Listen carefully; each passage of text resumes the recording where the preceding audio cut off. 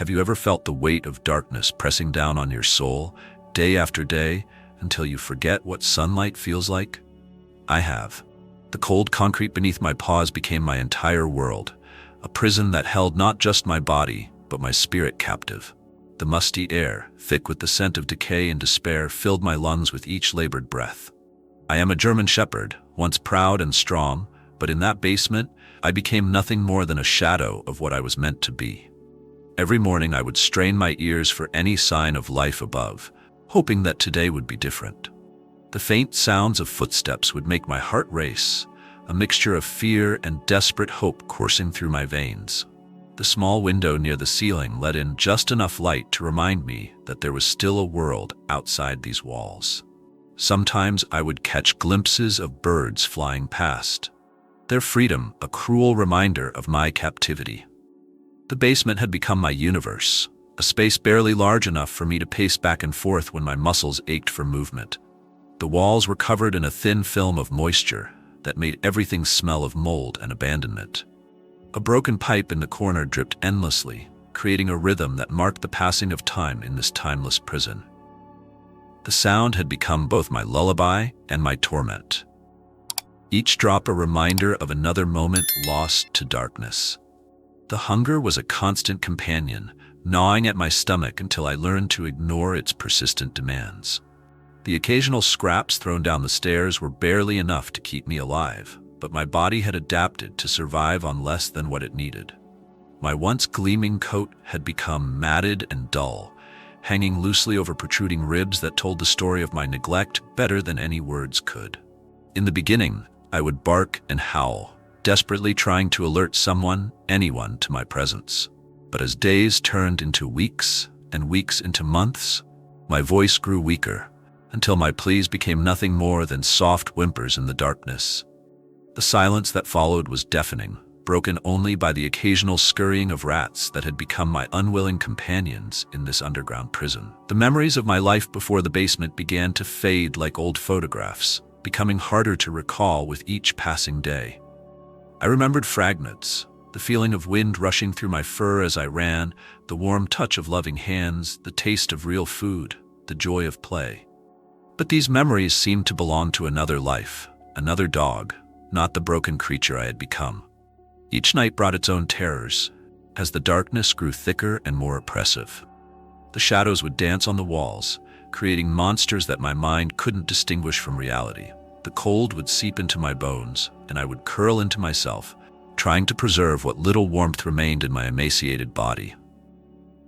Sleep offered little escape, as my dreams were filled with the same darkness that surrounded me. The worst part wasn't the physical pain or the hunger, it was the loneliness that threatened to consume me entirely. Dogs are pack animals, were meant to live with others, to share love and companionship. In this concrete tomb, I was cut off from everything that made life worth living. The isolation was a weight heavier than any chain could ever be. I began to lose track of time, unable to distinguish one day from the next in the eternal twilight of my prison. The seasons changed above me, sending different temperatures seeping through the walls, but down here, everything remained in a state of suspended animation. My world had shrunk to the size of this basement, and I could feel myself shrinking with it.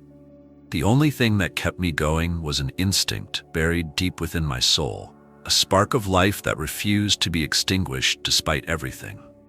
Even as my body weakened and my spirit dimmed, something inside me kept breathing, kept hoping, kept living. It was this tiny flame of resilience that would ultimately make the difference between giving up and holding on just long enough. I would spend hours staring at the door at the top of the stairs, memorizing every crack and splinter in its wooden surface. That door represented everything: freedom, hope, life itself. Sometimes, in my delirium, I imagined it opening, flooding my prison with light and salvation. But it remained stubbornly closed, a barrier between me and the world I longed to rejoin. Time had become meaningless in this place, where sun and moon held no sway. My only markers were the irregular appearances of food and water, the dripping of that eternal leak, and the changing temperatures that seeped through the walls. I existed in a limbo between life and death, neither fully alive nor ready to surrender to the darkness that threatened to claim me. Each sound from above would send a jolt of anticipation through my weary body, followed by the crushing weight of disappointment when nothing changed. I learned to recognize the different noises. The heavy footsteps that meant food might come, the lighter ones that would pass by without acknowledgement, the distant sounds of life that seemed to belong to another world entirely. The rats became my only connection to living things, though I was too weak to chase them, even if I had wanted to. They would scurry around in the darkness, sometimes bold enough to come close, sensing perhaps that I was no longer the predator I once was. In my lowest moments, I envied their freedom to come and go through the tiny holes in the walls. My dreams became a confused mixture of past and present, of hope and despair. Sometimes I would wake up uncertain whether I was still dreaming or if the nightmare was my reality. The line between consciousness and sleep blurred until there was little difference between the two states. My mind created stories to fill the endless hours of solitude. A small draft of air would occasionally find its way down the stairs, bringing with it tantalizing sense of the outside world. Grass after rain, cooking food, other animals, human life continuing above my head. These brief moments were both a blessing and a curse, reminding me of everything I had lost while giving me something to hold on to. The darkness had a way of playing tricks on my mind, creating shapes and movements where there were none. I would sometimes catch glimpses of what looked like shadows moving independently of any light source, hear whispers that couldn't possibly be real. My isolation was breeding a kind of madness that only those who have experienced true solitude can understand. Day by day, I could feel my strength ebbing away, my muscles weakening from disuse and malnutrition. Yet somehow my heart kept beating, my lungs kept drawing breath, my spirit kept holding on to that last thread of hope. It was as if my body refused to give up even when my mind had almost surrendered. The sound of approaching footsteps grew louder above, different somehow from the usual patterns I had learned to recognize. There was an urgency to them, a purpose that seemed unfamiliar. My ears perked up slightly, though I had learned long ago not to expect anything from such changes in routine. My world was about to change forever, though I didn't know it yet.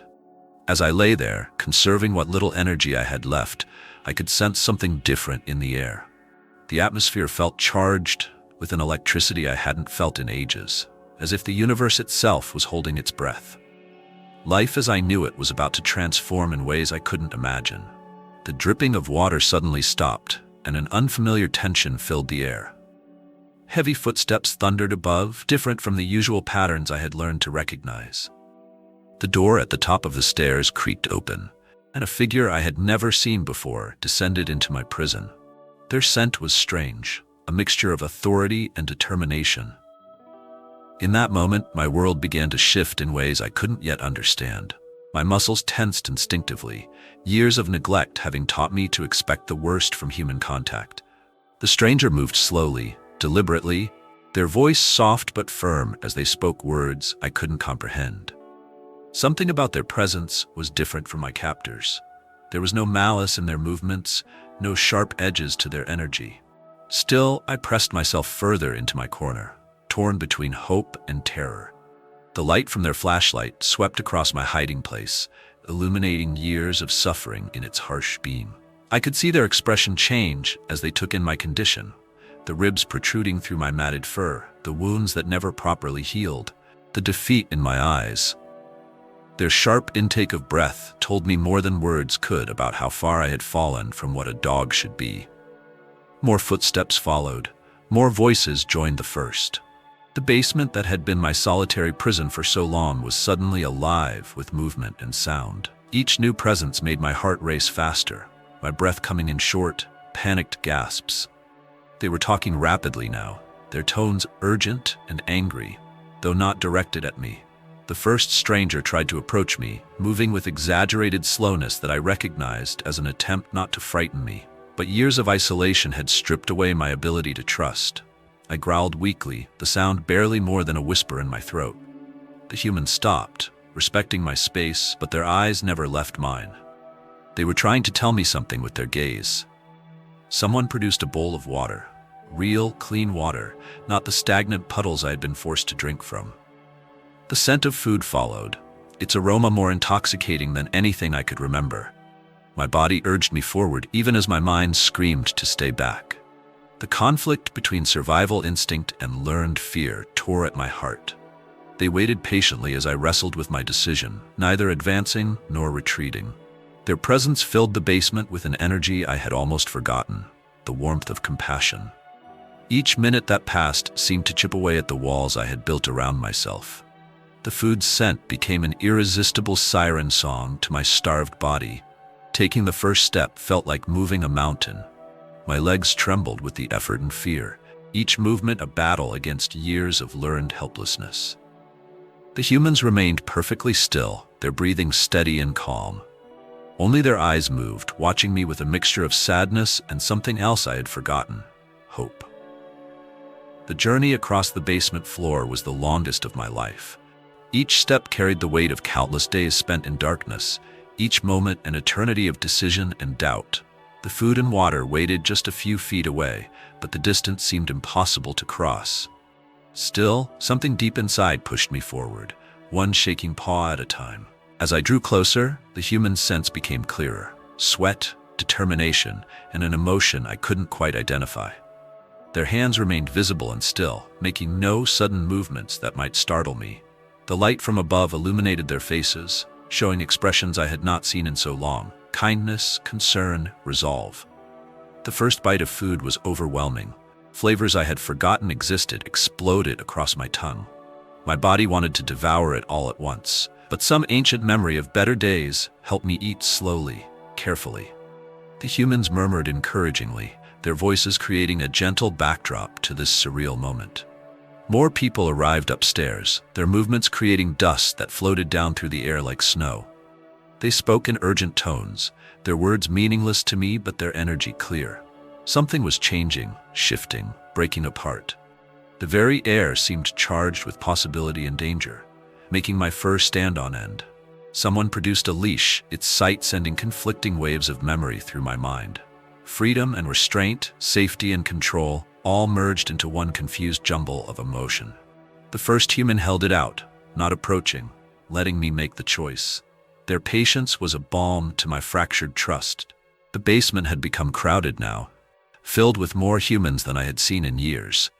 Each new presence brought fresh scents, new energies, different kinds of threat or promise. My senses, dulled by years of deprivation, struggled to process all the input. The walls that had been my whole world suddenly seemed to be closing in. A new sound cut through the chaos, sirens in the distance, growing closer. The humans reacted to it, their movements becoming more purposeful, more urgent. Something was happening above, something that sent waves of tension through the basement air. I could feel change approaching like a storm. The first humans stayed close to me, their presence becoming an anchor in the swirling chaos. They spoke softly, continuously, their voice a thread I could follow through my fear. Others moved around us, taking pictures, writing things down, their actions incomprehensible but somehow important. Time seemed to lose all meaning as events unfolded around me. The basement that had been my prison for so long was transforming into something else. A crime scene, a rescue mission, a turning point. Each moment brought new challenges, new decisions, new fears to overcome. The path to freedom was proving more complex than I could have imagined. The decision was made for me when they discovered how weak I truly was. Gentle hands lifted me, my body too depleted to resist. The sensation of being touched after so long alone was almost more than I could bear. Every point of contact sent shivers through my broken frame, years of isolation crumbling under simple human warmth. As they carried me toward the stairs, toward the light I had glimpsed only through that tiny window, my heart seemed to stop and race at the same time. The basement that had been my whole existence was about to become a memory. I didn't know whether to feel terror or relief, so I felt both, my body trembling with the intensity of it all. A rush of fresh air hit my nose as we neared the top of the stairs, bringing with it 1,000 scents I had forgotten existed. The world above was waiting, vast and frightening in its possibilities. As we crossed the threshold, leaving my prison behind, I realized this wasn't the end of my story. it was only the beginning. The sunlight hit my eyes like a physical force, blinding me after years in darkness. My rescuers had wrapped me in a soft blanket, its texture foreign against my matted fur. The world outside was a cascade of overwhelming sensations. The wind carrying countless scents, sounds coming from every direction, colors more vivid than my memories could have prepared me for. Every moment brought new discoveries that both thrilled and terrified me. A vehicle waited nearby, its back doors open wide. The humans moved with practiced efficiency, their motions smooth and coordinated as they carried me toward it. Inside, the space was clean and organized, so different from my basement prison. Medical equipment lined the walls, their metallic scents sharp and unfamiliar in my sensitive nose. The first stranger, who I would later learn was called Sarah, stayed with me during the journey. Her hands never left me, providing constant reassurance through gentle touches. The vehicle's movement was disorienting after years of stillness, but her presence helped anchor me to reality. Her voice maintained a steady stream of soft encouragement, though I still couldn't understand the words. Other humans in uniforms moved around us, checking my condition with gentle but professional touches. Each examination brought new discomfort, but somehow I knew they were trying to help. They spoke in worried tones when they discovered just how severe my malnutrition had become. Every touch revealed another issue that needed attention. The journey seemed to last forever, yet was over in moments. The vehicle stopped, and new sounds filtered in. Different voices, mechanical beeps, the bustle of what I would learn was a veterinary hospital. My heart began racing again, fear of the unknown competing with exhaustion for control of my body. Moving me inside required careful coordination. Every motion sent pain through my weakened muscles, but the humans handled me with extraordinary gentleness. The hospital's bright lights and antiseptic smell assaulted my senses, so different from the dank basement that had been my home. Everything felt too sharp, too clean, too real. A new team of humans in white coats gathered around me, their faces showing the same mix of concern and determination I had seen in my rescuers. They worked quickly but carefully, attaching machines that beeped and hummed. Each new procedure brought fresh anxiety. But Sarah's presence remained constant, her hand stroking my head whenever fear threatened to overwhelm me. The diagnosis was worse than anyone had expected. Years of malnutrition and neglect had taken their toll on every part of me. My muscles had atrophied, my bones had weakened, and various infections had set in where wounds had been left untreated. The humans spoke in hushed, angry tones when they discovered the full extent of my condition. Treatment began immediately. Fluids flowed into my body through tubes, bringing gradual relief to my dehydrated system. Gentle hands cleaned my matted fur, discovering and treating countless small injuries hidden beneath. Each touch was careful, professional, but filled with a kindness I had almost forgotten existed. The next few hours passed in a blur of activity and sensation. Different specialists examined me, each focusing on a different aspect of my broken body. They took pictures, made notes, discussed treatments in voices that ranged from clinical to outraged. Through it all, I drifted in and out of consciousness, overwhelmed by the sudden change in my reality. Sarah stayed even after her shift should have ended, her presence a constant in the chaos of my transformation. She spoke to the other humans, her voice carrying authority when discussing my care. Something in her manner told me she had done this before, helped other dogs like me find their way back from the brink. The pain began to subside as medications took effect, giving me moments of clarity between bouts of exhausted sleep. In these moments, I could observe my surroundings more carefully, noting the differences between this clean, bright place and the darkness I had left behind. Every surface gleamed with purpose and care. Night fell outside the windows, but inside the activity never ceased. Different humans came and went, each contributing to my care in their own way. Some drew blood for tests, others changed bandages or adjusted equipment. All of them spoke to me softly, their voices carrying the same gentle encouragement. Memories of the basement began to feel distant, like a nightmare fading in the morning light. The beeping of monitors replaced the dripping of water.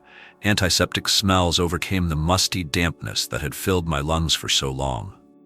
Each moment put more distance between me and that place of darkness.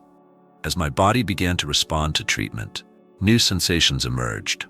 Hunger returned, real hunger, rather than the gnawing emptiness I had known for so long. The humans responded with small amounts of special food, explaining that too much too soon could be dangerous. Each bite was a reminder that life was returning to my body.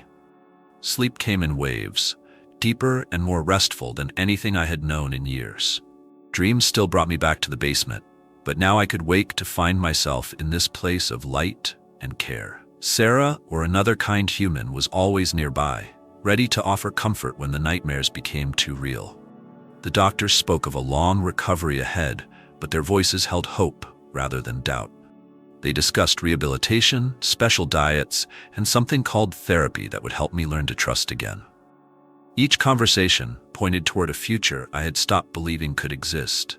Other dogs in nearby rooms sometimes barked or whined, their presence both comforting and unsettling. After so long alone, the sounds of other animals were almost too much to process. But gradually, their voices became part of the tapestry of my new reality, reminding me that I wasn't alone anymore. The sun rose on my first full day of freedom, its light filtering through windows that were nothing like the tiny opening in my basement prison. As I watched the colors change in the sky, something shifted inside me. The spark of life that had refused to die in the darkness began to grow stronger, fueled by hope and care instead of mere survival. Sarah returned with the morning shift, her smile warming something inside me that had been cold for too long. She carried a new collar, clean and soft, so different from the heavy chain that had marked my captivity. As she gently placed it around my neck, I understood. This was the beginning of my new life, my second chance. Days turned into weeks at the veterinary hospital, each one bringing small but significant victories. The first time I managed to stand on my own, though only for a few seconds, the entire staff celebrated.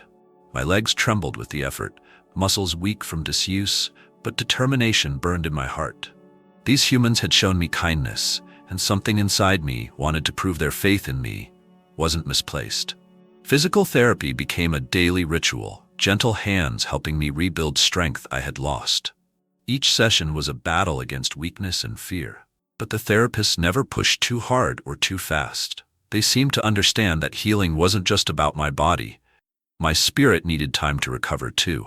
Small steps forward were celebrated like massive victories. Sarah visited whenever she could, her presence a constant reminder of that pivotal day of rescue. She would sit with me during breaks between treatments, sometimes reading from papers she brought, other times just talking softly about nothing in particular. Her voice became an anchor, helping me navigate this new world of hope and possibility. I began to look forward to her visits, my tail offering weak wags when she appeared. The other dogs in the hospital became familiar presences, their stories not so different from my own. Some were recovering from accidents, others from neglect or abuse. Through their barks and movements, I began to remember what it meant to be part of a pack. Their progress gave me hope. Their setbacks reminded me that healing wasn't always linear. Their courage inspired me to keep trying. Food became a source of joy rather than mere survival.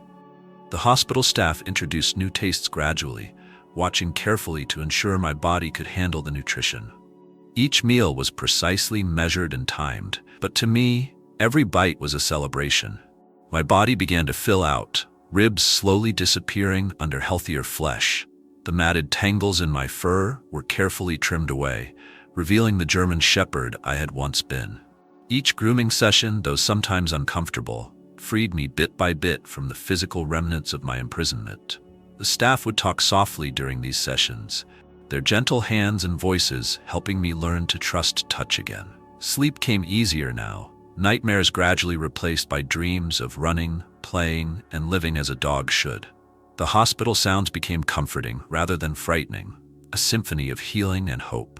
Even in darkness, I knew I wasn't alone anymore. The night staff would check on me regularly, their quiet footsteps a reminder of safety. Walking became easier with each passing day. First, just a few steps, then the length of the hallway, eventually even short trips outside to a small enclosed garden. The feel of grass under my paws, the scent of flowers and fresh air. These simple things brought tears to the eyes of the humans watching my progress. My reflection in the windows slowly transformed. Gone was the skeletal figure with dull, hopeless eyes. In its place, a dog began to emerge who held his head higher, whose fur gained a healthy sheen, whose eyes showed interest in the world again. The staff said I was becoming handsome, but more importantly, I was becoming whole. The day came when Sarah arrived with news that made all the staff smile. She had been visiting me every day, bringing toys and treats, spending time helping me learn to play again. Now she sat beside me, her voice carrying emotion, as she told me she wanted to give me a forever home. The staff cried happy tears while I pressed against her leg, already knowing she was my family. Training became part of my daily routine, not just for physical strength, but for mental recovery too. The staff taught me that humans could be trusted, that not every sudden movement meant danger. Sarah participated in these sessions, learning alongside me how to build our bond. Each small success strengthened our connection. Other dogs came and went from the hospital, each one leaving with their own happy ending. I watched them go with joy rather than envy, knowing my time would come. The staff said I needed to be stronger before going home, but home was no longer just a dream, it was a promise waiting to be fulfilled. The nightmares became less frequent, replaced by peaceful sleep and happy dreams. When they did come, Sarah or the night staff was always there to comfort me. The basement's hold on my mind weakened with each passing day, its power diminishing in the face of love and care that surrounded me. My body grew stronger, muscles rebuilding under proper care and exercise. The staff documented my progress with pictures and notes, each improvement celebrated by the entire team. What once seemed impossible became routine. Walking, running, playing, all the things a dog should do, became part of my daily life again. Sarah brought me a special bed, soft and warm, nothing like the cold concrete I had known for so long. It sat in my hospital room, a promise of the comfort that waited in my future home. At night, I would curl up in it, surrounded by warmth and safety, dreaming of the life ahead rather than the life behind. The day of my release approached, marked on calendars and discussed in excited whispers. The staff began preparing me for the transition, taking me on longer walks outside, introducing me to new situations gradually. Sarah visited more often, helping me understand that she represented home and safety. Tests showed my health improving beyond the doctor's initial hopes. My heart was strong, my body healing, my spirit rekindling. The staff spoke of miracles, but I knew the real miracle was the love and dedication they had shown me. Their belief in my recovery had given me the strength to believe in myself. The final week brought a flurry of activity, last checks, paperwork, instructions for continued care at home. Each staff member who had been part of my journey came to wish me well, many with tears in their eyes. They had become my first family after the darkness, and though I was ready to move on, I would never forget them. As the last day of my hospital stay dawned, I stood tall and strong, a different dog from the broken creature they had carried in months ago. Sarah arrived early, her eyes shining with joy and anticipation. The staff gathered to say goodbye, their hearts full of pride and hope for my future. I was finally going home. The moment arrived to leave the hospital, not on a stretcher this time, but walking proudly on my own 4 legs. Sarah held my leash loosely, trusting me to follow her lead. As we stepped out into the sunlight together, I knew that my journey wasn't ending. It was just beginning. The basement was behind me, and ahead lay a lifetime of love, trust, and happiness. The drive to my new home was nothing like that first frightening journey from the basement. This time, I sat calmly in the car, Sarah's gentle hand resting on my back as the world passed by outside the windows. Each mile took me further from my past and closer to my future. The sun painted the sky in colors I had almost forgotten existed, and the wind through the partially opened window carried promises of adventures to come. Walking into Sarah's house felt like entering a dream. Sunlight streamed through large windows, illuminating spaces filled with warmth and welcome. A soft bed waited in the corner of the living room, surrounded by toys and treats carefully chosen for me. The back door led to a fenced yard where grass swayed in the breeze, inviting me to play. Every detail showed thoughtful preparation for my arrival. The first few days in my new home were filled with gentle discoveries. Sarah never rushed me, letting me explore each room at my own pace. I learned the sounds of my new world, the hum of the refrigerator, the chirping of birds outside, the soft music Sarah played while she worked. These sounds replaced the dripping water of my past, creating a symphony of peace and security. Neighbors would stop by, carefully introduced one at a time to avoid overwhelming me. Each new friend brought treats and spoke in soft voices, respecting my space while offering friendship. Children would ask to pet me, and Sarah would explain that I needed time to trust. Their understanding smiles and patient waves helped me see that not all humans carry darkness in their hearts. Routine became my anchor, regular meals, walks, playtime, and quiet moments together. Each day brought new confidence, small victories that added up to major transformations. The first time I wagged my tail without thinking, the first playful bark, the first time I fell asleep on my back. Each moment was a step further from the basement's shadows. Sarah kept in touch with my rescuers and the hospital staff, sending them updates and photos of my progress. Their joy in my recovery reminded me of how many people had fought for my second chance at life. Their belief in me, even when I was at my lowest, had sparked the flame of hope that now burned brightly in my heart. Their dedication had shown me that darkness cannot win when light persists. Sometimes on quiet evenings, I would catch Sarah watching me with tears in her eyes. She would tell me how proud she was of my progress, how brave I had been, how much love I deserved. In those moments, curled up beside her on the couch, I understood that my story wasn't just about survival. It was about the transformative power of love and compassion. Other dogs in the neighborhood became friends, their playful energy helping me remember how to be a dog again. Through their simple acceptance and joyful spirits, I learned that the past didn't have to define my future. Running with them in the dog park, feeling the wind in my fur, I could almost forget there was ever a time when darkness ruled my world. The basement still appears in my dreams sometimes, but now I wake to find myself safe in my bed, surrounded by love and comfort. Sarah is always there to soothe away the memories, her presence a constant reminder that the darkness is behind me. Each day brings new joys, new reasons to wag my tail, new opportunities to trust and love. Looking back now, I understand that my story is more than just one dog's journey from darkness to light. It's a testament to the resilience of the spirit, the healing power of compassion, and the unwavering dedication of those who refuse to let cruelty have the final word.